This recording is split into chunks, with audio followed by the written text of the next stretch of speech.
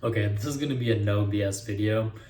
I was at my peak back last February, last March, which if you do the math was roughly 10 or 11 months ago, and I've only just begun making progress again after skipping the gym for so long. And honestly, it's disappointing. It's disappointing to see yourself fall off so hard from what you used to be because man, back then I used to be so much stronger, even so much leaner, even at a lighter body weight. I was stronger. I could do more pull-ups, I could squat more, I could bench more, and it's always demotivating to see yourself fall back off, but there's always a good thing that comes from it. It's always easy to get back up at the start. So, what does that mean? What that means is that since I've definitely lost muscle and strength, like objectively speaking, I'm not as big as I was before, even though I'm a heavier body weight now. Even though that is true, it's going to be a lot easier for me to gain back muscle and strength just because of how muscle memory works. Basically, if you've gained muscle before, then you lost it, it's a lot easier to gain back that muscle than it is to gain new muscle in the first place. So, like, honestly, I'm keeping hope that, like, within, like, probably, like, 2-3 months, I'll be back in my peak after a cut and, well, more of a recomp technically because I am gaining back lost muscle and strength. But after this recomp, I should really be back in my peak again. And honestly, I'm happy to know that's only going to take me probably like 2 months or something to reach there if I really just lock in.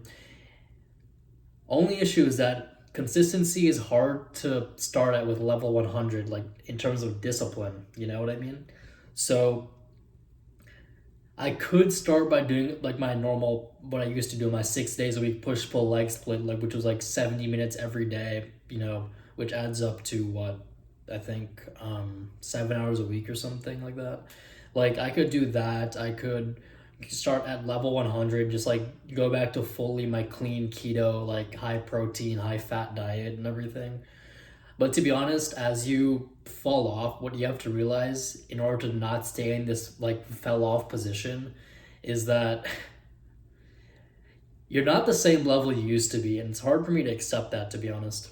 It's hard for me to accept that I'm not the person I used to be. And the truth is, I never will be the person I used to be. I was talking with someone about this, I think about a month ago. And I was just saying, like, man, I miss the old me. I miss the version of myself I used to be who was so disciplined. Just for context, last fall, I used to wake up at 5 a.m., 4:30 every single morning, go straight into a cold shower, meditate for 10 minutes, go to the gym, come back, and start recording a video on my previous channel. And now it's like, I'm not that person anymore. I'm not, and maybe I probably never will be. And that's what that person was telling me, that that version of you is never going to come back. Just even if you get back, you can be better than that person, but you'll never be that person again. I can never be that person because I've experienced what I've experienced now. I've experienced this fall off. Previous me had a fall off too, but I basically locked in so quickly. Like within like a week, I was already locked in, just like blazed through everything. Versus here, I've noticed that I've fallen off for like probably 7 months now. It's like been like a struggle, and I've only recently, like I said, figured out how to actually combat that. Here, let me get some water. Be right back.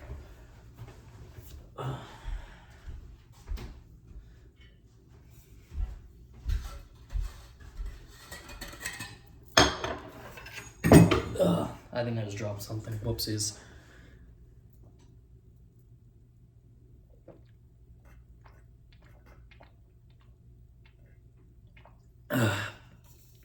I was speaking way too fast. Let me speak slower and collect my thoughts a bit more.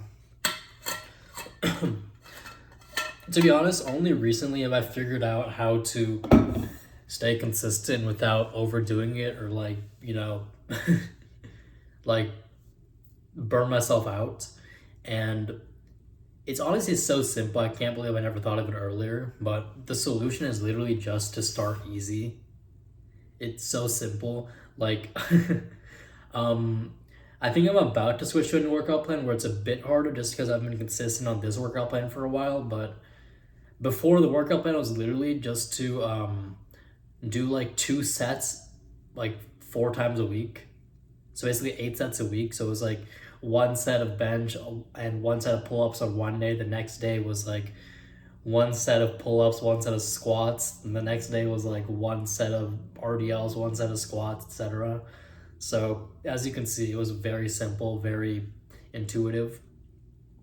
and it wasn't hard to go to at all. The workouts lasted like 10 minutes, maybe 12 minutes max, and it was easy. And now I'm finally switching to a workout plan that's a bit more substantial, just because the last few weeks were not really to build muscle, but more just to get into the groove of working out again, just like being at the gym, because I hadn't done that in so long. And now it's like I'm transitioning to like my 4 day a week, well, 5 day a week upper lower plus arm split, but I'm just gonna keep the volume pretty low and keep the intensity relatively high, just like medium high. Because like, just for reference, back in my peak, so to say, back when I was doing push pull legs 6 days a week, I was doing like 70-80 minute workouts, like almost an hour and a half workouts, and probably, if I had to guess, like close to 20 sets of workout, and now I'm cutting it down to like 5 or 6 sets of workout. So if that gives a sense of perspective to how much easier I'm making this for myself, that's the comparison. By the way, if you want more help with fitness as a beginner, then click the first link in the comments.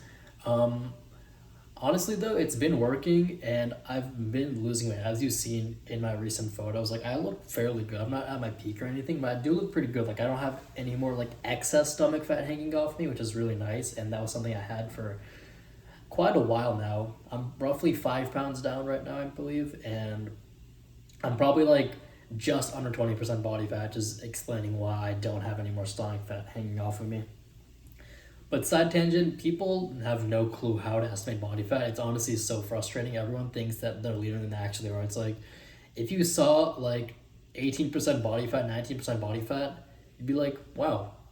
Because most people see someone that's like 19% body fat and assume that he's like 15. It's like, no, he is 19% body fat. Like, some people might look at my thumbnail picture and think like, he's 15%. No, I'm not, like 19.5%, maybe almost 20%. Like, that's the difference.